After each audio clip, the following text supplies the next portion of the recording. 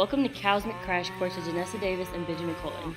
On today's episode, we will be exploring the isms and movements of the 1900s. We'll be looking at political, social, and environmental movements, as well as some of the famous isms such as nationalism, socialism, and capitalism. For today's overarching question, we ask how are the isms reflections of the movements and vice versa? To start, we'll look at different categories of movements. We'll take a look at the movements and their elements. We'll be looking at 4 different categories of movements: environmental, women and feminists, nonviolent political change, and opposition to status quo. For movements to start, there needs to be some form of reason for why people are fighting and protesting. This leads us into the first element of a movement, a form of unrest, whether it's social, political, or economical. For social unrest, we look at the fights for social equality. Those movements include the civil rights movement and the women movement, as well as the fight for apartheid. Each movement that was listed underwent discrimination in terms of race or gender. Political unrest can be seen with the non-aligned movement, Tiananmen Square protests, and the Indian nationalist movement. For each movement, political unrest was seen with the constant repression of the governments at the time. Movements such as the Tiananmen Square protests fought for democracy, being that the citizens had been suffering under the rule of the Chinese Communist Party. Finally, for economic unrest, we look at the Green Revolution and the Green Belt movement for Kenya. For many of the underdeveloped countries, an economic boost was needed, and that economic boost came through environmental changes.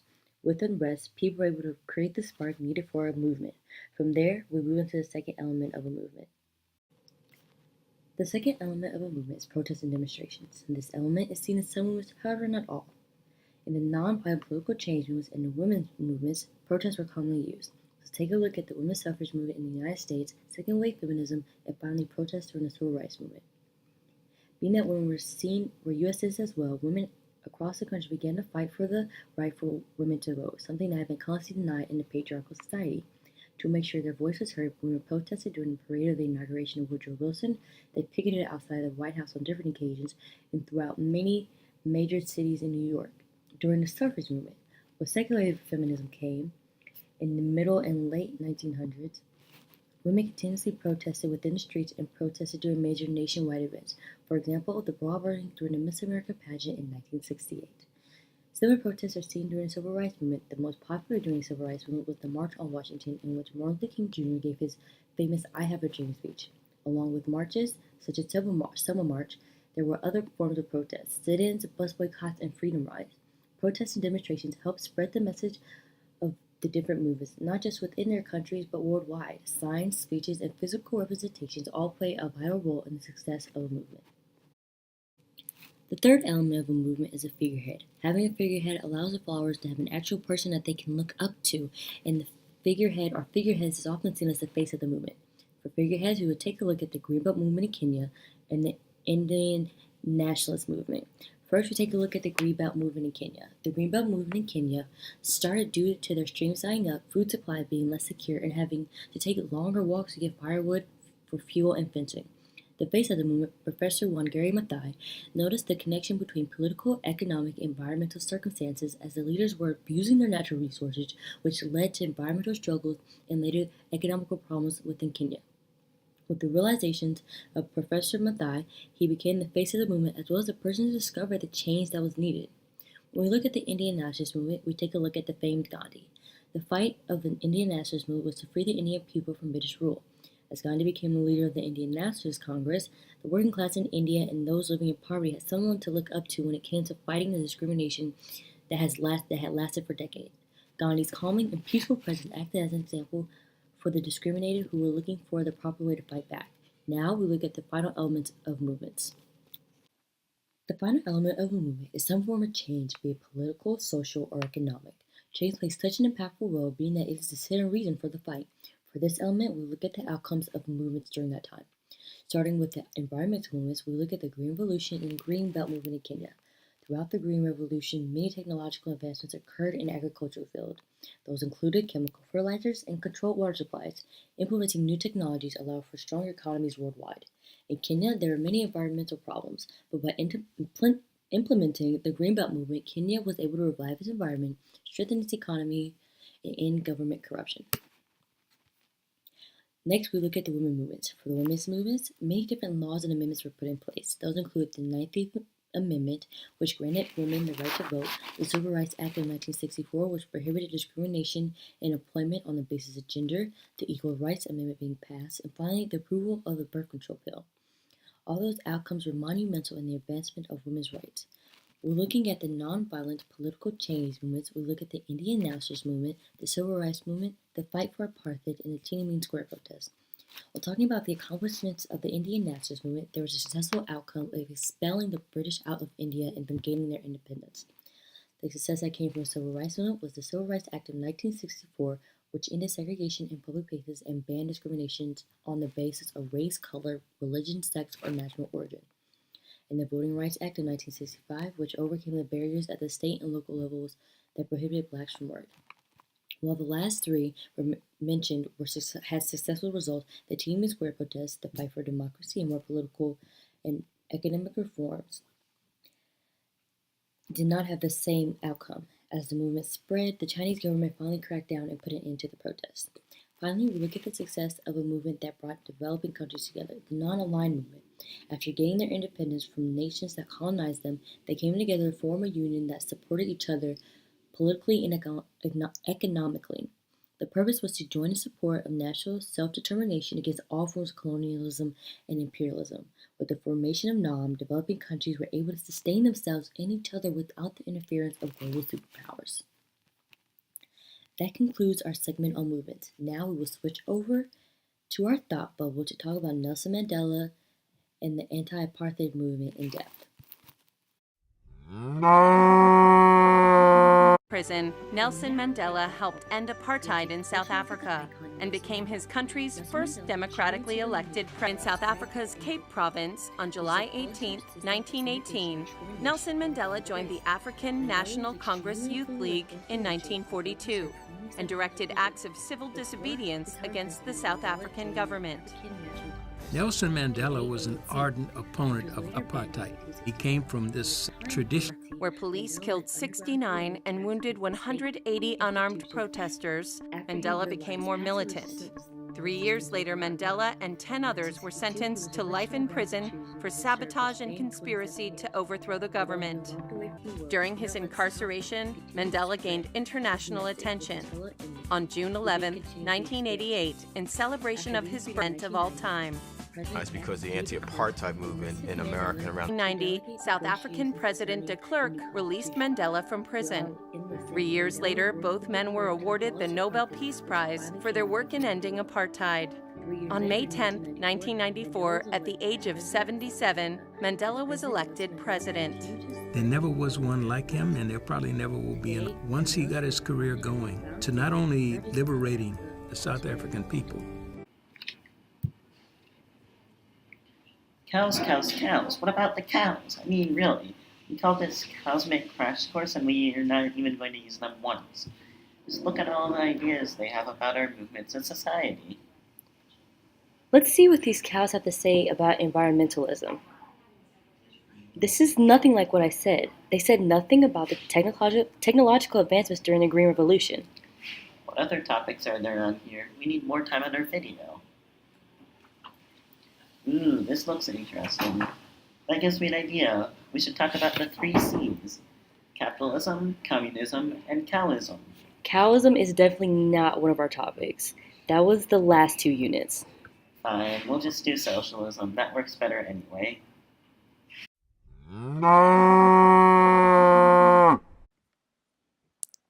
While many movements correspond directly to isms, others are much less related, such as capitalism, socialism, and communism.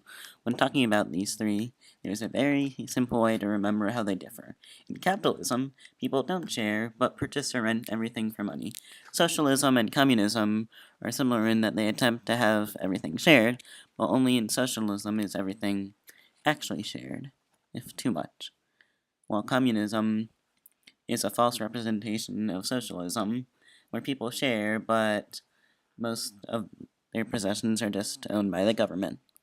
Although certain examples of these social systems are used very frequently, there are many more minor examples of communism, socialism, and capitalism throughout Asia, South America, and Africa.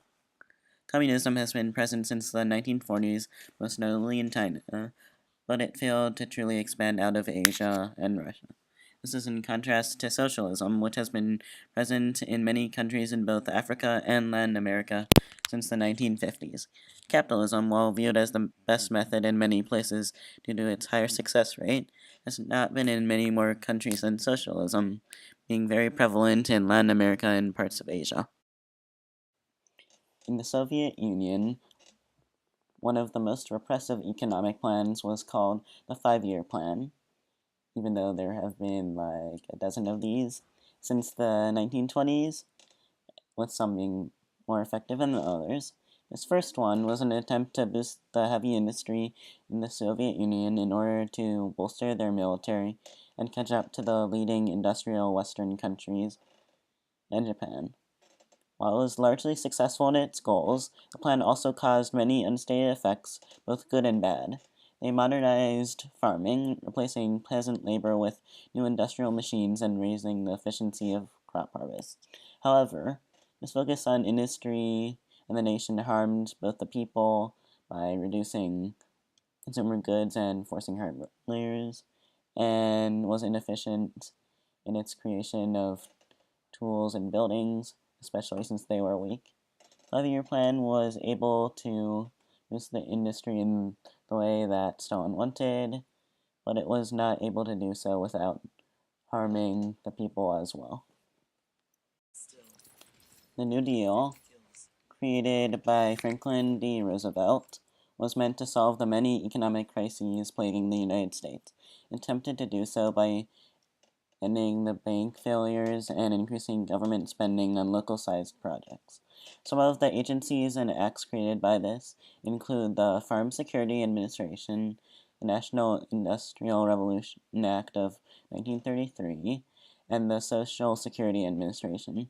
These focused on promoting economic health and stabilization. While this may have been able to help the economy in the short term, later on in the 1930s, there was another smaller depression.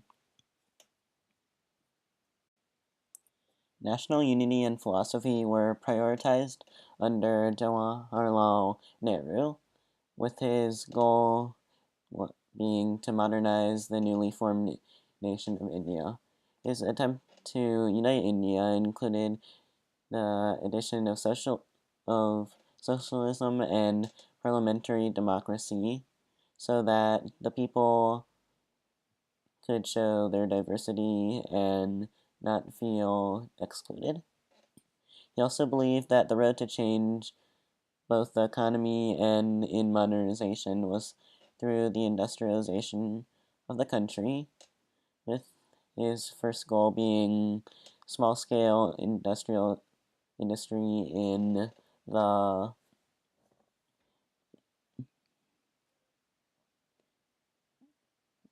in local areas, and then larger scale industrialization that would boost the economy, i.e. factories, and his efforts to define the nation of India caused many upsides in its development and proved to be one of the more positive attempts at economic change. Chile, however, had communism under Pinochet, who was raised to power by a military coup. While he attempted to increase the economy in similar ways to all of the other major powers, he did not truly succeed in it compared to them, and was only really effective at causing pain and repressing the people of Chile. He was one of the worst leaders of this time in both his actions and his goals. While our previous isms have primarily been focused on the division of wealth and power, as well as industrialization, the next ones focus much more on the nations themselves. Nationalism was one of the most unifying and yet divisive issues of the last few centuries, with its emphasis on feeling pride for and supporting the whole country, leading to many economic surges. However, this also caused tensions and wars, as the people and nations felt they were the most important and should have regional or even worldwide dominance. Never was this more apparent than in the 20th century, where nationalism helped spark the world wars through alliances and created the most bloody conflict the world has ever seen.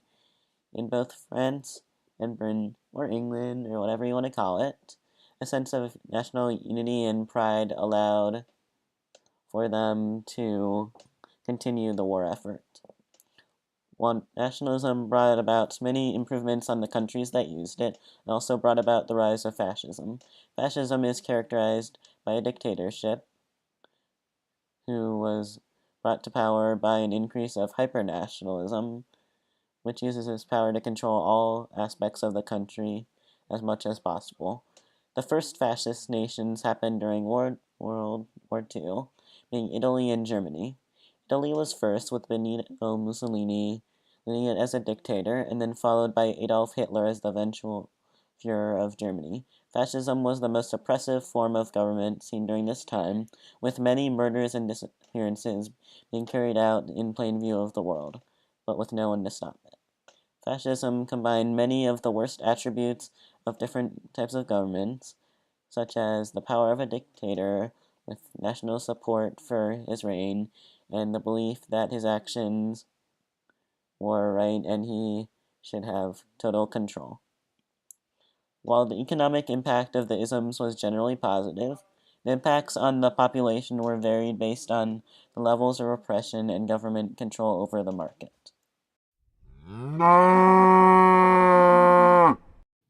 Once again, this has been Janessa And Benjamin at Cosmic Crash Course.